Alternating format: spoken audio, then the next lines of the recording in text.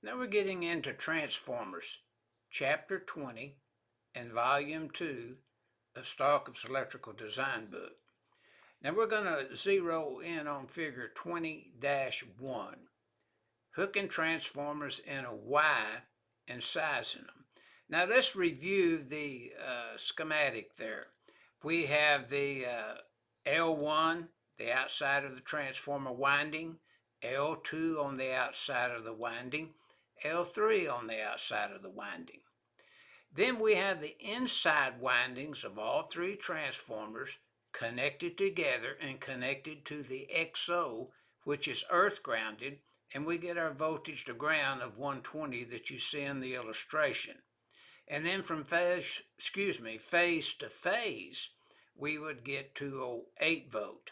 Now notice in the boxed in information and sizing the transformers as individual transformers or one transformer with all the windings and the enclosure, step one would show taking 1/3 of each single phase and three phase load. So 1 divided by 3 gives you 33% that you see in the drawing.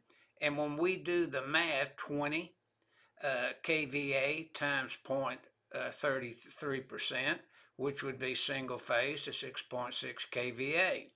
Three phase now, 30 kVA of three phase load times 33% will be 9.9. Add those together and we come up with 16.5 kVA. So the next size transformer using the Acme chart for transformers would be 20 kVA, so we need three 20 kVA transformers added together to give 60 kVA.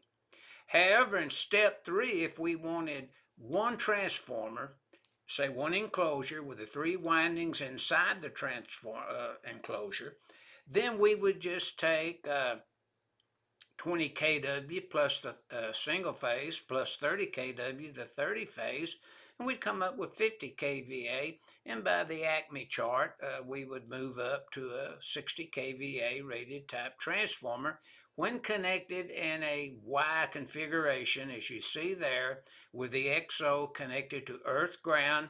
And that's what our figure 20-1 is illustrating to the user and designer of a Y-connected transformer and sizing either three individual transformers or one individual transformer.